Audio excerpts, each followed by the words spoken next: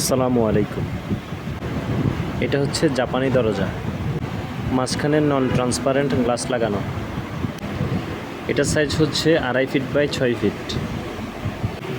পাল্লার থিকনেস আছে 2 ইঞ্চি, চৌকাঠের থিকনেস 4 ইঞ্চি। এটার দাম পড়বে 12,000 টাকা।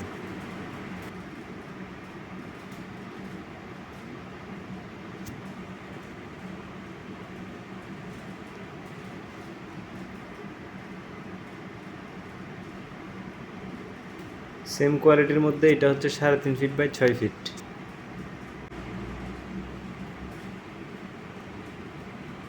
এটার দাম পড়বে 13,000 টাকা।